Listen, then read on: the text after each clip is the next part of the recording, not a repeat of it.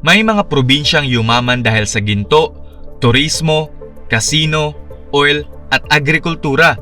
May mga probinsya ring dating tahimik na sakahan lang pero ngayon ay puno na ng subdivisions, factories, business districts at economic zones. Ngayon ay samahan ninyo akong tuklasin ang 10 richest provinces in the Philippines ngayong 2026.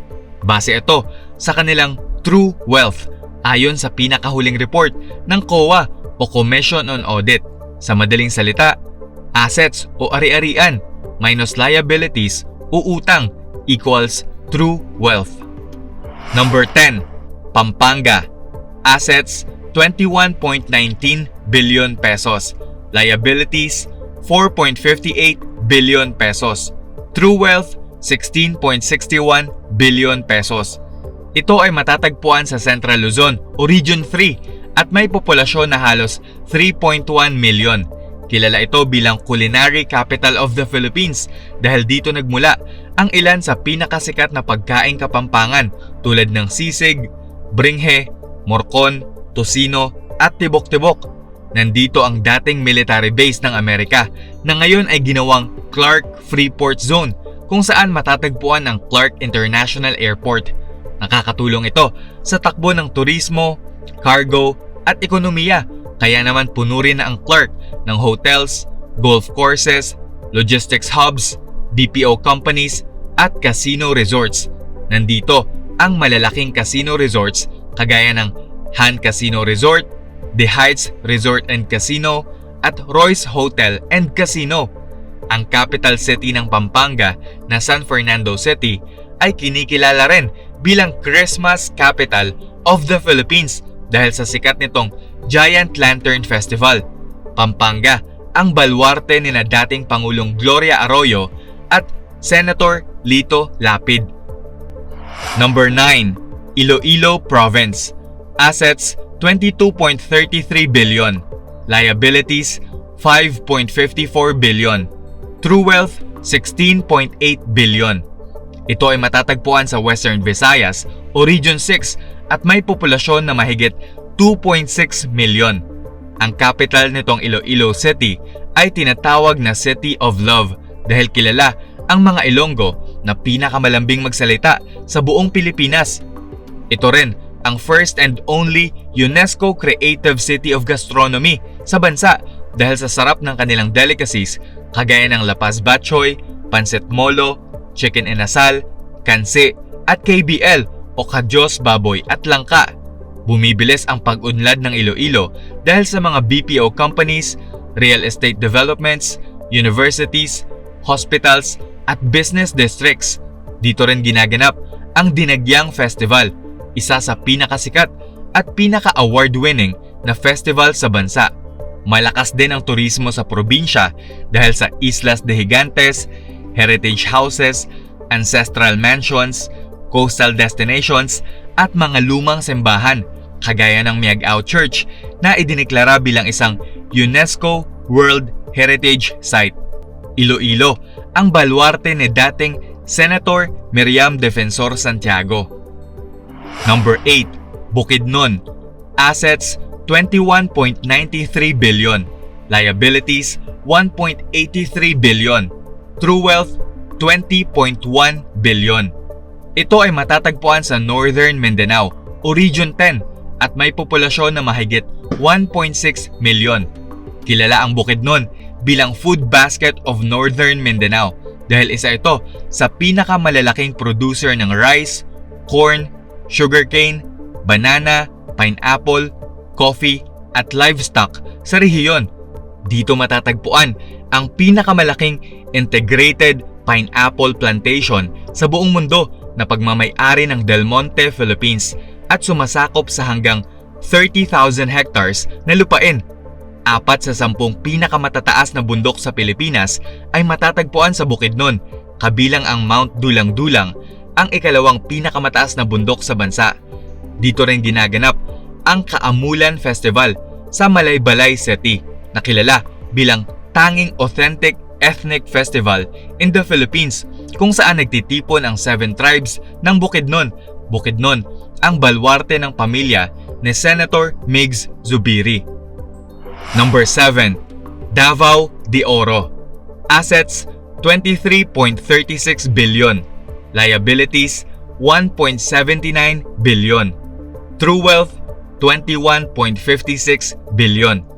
Ito ay matatagpuan sa Davao Region o Region 11 at may populasyon na halos 785,000. Dating kilala ang probinsya bilang Compostela Valley pero noong 2019 pinalitan ang pangalan nito bilang Davao de Oro na ang ibig sabihin ay Davao of Gold. Ito ang probinsya na may pinakamalaking gold deposit sa Pilipinas. Nandito ang kumpanyang Apex Mining Company Incorporated na pagmamay-ari ng bilyonaryong si Enrique Razon Jr. na biggest gold producer sa bansa.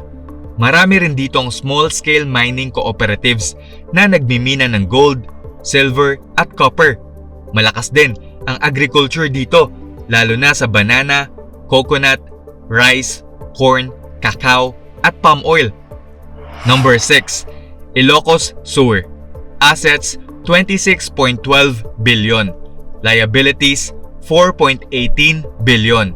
True wealth 21.94 billion.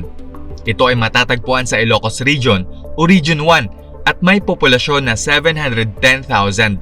Ang capital city nitong Vigan City ay kilala sa buong mundo matapos itong ideklara bilang isang UNESCO World Heritage Site dahil sa pagiging pinakapreserbadong Spanish colonial city sa buong Asia na dinarayo ng milyon-milyong turista. Ang Candon City sa Ilocos Sur ang tobacco capital of the Philippines at tinatayang nasa 40% ng tobacco production ng bansa ang galing sa probinsyang ito. Ang bilyon-bilyong pera mula sa excise tax sa tobacco ay malaking bagay sa pagyaman ng Ilocos Sur.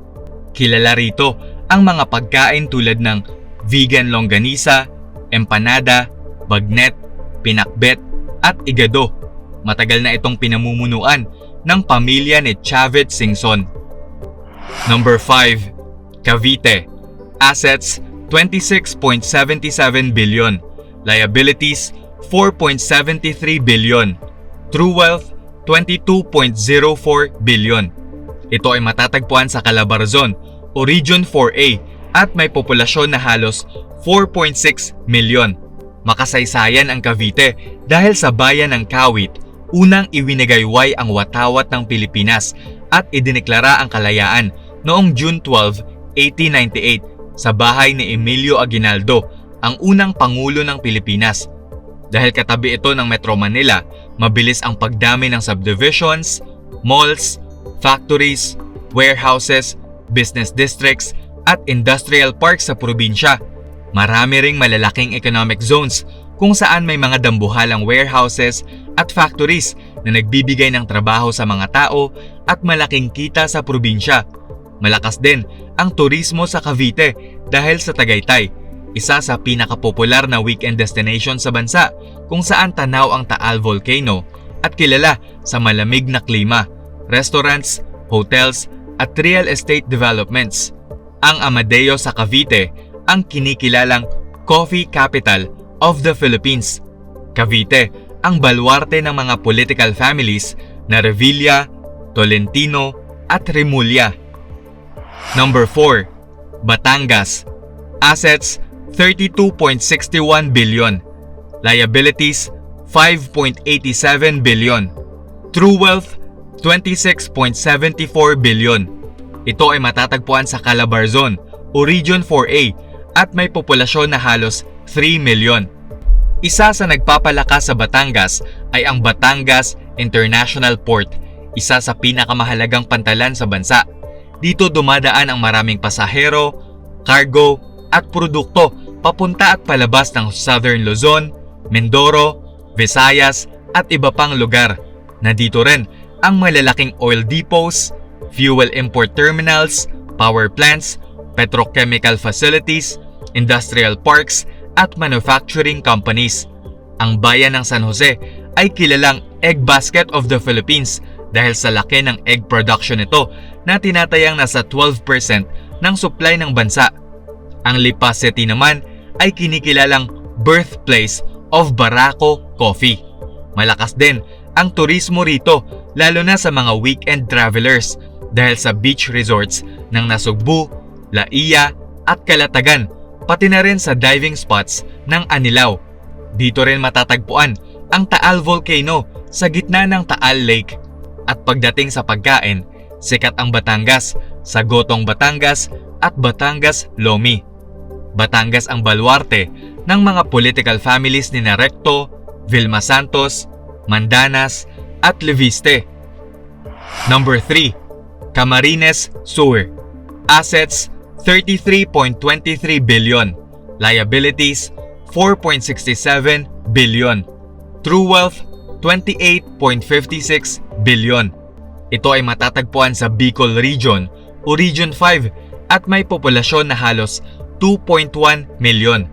Malakas ang agriculture dito lalo na sa palay, mais, nyog, abaka, pile at iba pang produktong Bicolano, kaya mahalaga ang papel nito sa food production ng rehiyon. Dito matatagpuan ang Naga City na tahanan ng Our Lady of Peña Francia kung saan dinarayo ng milyon-milyong deboto ang taunang Peña Francia Festival na isa sa pinakamalalaking religious festivals sa Asia. Malakas ang turismo sa Caramoan Islands na isang beach at island hopping destination. Kilala rin ang Camarines Sur sa mga pagkaing Bicolano tulad ng Bicol Express, laing, pinangat, kinunot at pili-based delicacies. Camarines Sur ang baluarte ni dating Vice President Leni Robredo. Number 2. Rizal. Assets 44.1 billion. Liabilities 3.26 billion. True wealth 40.84 billion. Ito ay matatagpuan sa Calabarzon o Region 4A at may populasyon na mahigit 3.4 million. Isa sa pinakamalaking dahilan ng yaman ng Rizal ay ang lapit nito sa Metro Manila, kaya mabilis ang pagdami ng subdivisions, malls, factories, warehouses, business centers at real estate developments sa probinsya. Ang capital nito na Antipolo City ay kilala bilang pilgrimage capital of the Philippines dahil sa Antipolo Cathedral na dinarayo ng milyon-milyong deboto. Kilala rin ang bayan ng Angono bilang art capital of the Philippines dahil dito nagmula ang mga national artists na sina Carlos Botong Francisco at Lucio San Pedro. Ang bayan naman ng Taytay ang garments capital of the Philippines at dinarayo ang sikat na Taytay Tiangge dahil sa murang locally made na mga damit. Malakas din ang turismo sa Rizal dahil sa mga overlooking cafes, resorts, museums, art destinations, hiking spots, at camping spots. Number 1. Cebu. Assets 339.85 billion. Liabilities 3.43 billion. True wealth 336.42 billion. Ito ay matatagpuan sa Central Visayas o Region 7 at may populasyon na mahigit 5.2 million. Isa sa pinakamalaking dahilan ng yaman ng Cebu ay ang pagiging sentro nito ng trade, turismo, shipping, manufacturing, real estate at business process outsourcing sa Visayas. Nandito ang Cebu IT Park at Cebu Business Park na tahanan ng mga naglalakihang BPO at financial companies. Nandito rin ang Port of Cebu, isa sa pinakaabalang pantalan sa bansa, pati na rin ang Mactan Cebu International Airport na nagkokonekta sa Cebu sa iba't ibang parte ng Pilipinas at ng mundo. Mandaue City sa Cebu ang furniture capital of the Philippines dahil 75% ng furniture exports ng Pilipinas ay galing dito. Cebu ang probinsyang may pinakamalakas na turismo sa bansa dahil sa Bantayan Island, Malapascua Island, Mualbual Sardine Run, Kawasan Falls, Oslob Whale Shark Watching at mga beach resorts sa Mactan. Kilala rin ang Cebu bilang lechon capital of the Philippines at sikat din dito ang dried mangoes, danggit, puso, otap, rosquillos at masa real. Makasaysayan din ang Cebu dahil dito nagsimula ang Kristyanismo sa Pilipinas at dito matatagpuan ang Magellan's Cross at Basilica Menor del Santo Niño. Saan sa mga probinsyang ito mas magandang tumira o magtrabaho? Aabangan namin ang sagot mo sa comment section. At dyan na nagtatapos ang ating kwentong kaalaman sa araw na ito. Huwag mong kalilimutang i-like ang ating Facebook page at mag-subscribe ka na rin sa ating YouTube channel. At laging isaisip na ang magandang bukas ay nag-uumpisa sa pagtuklas.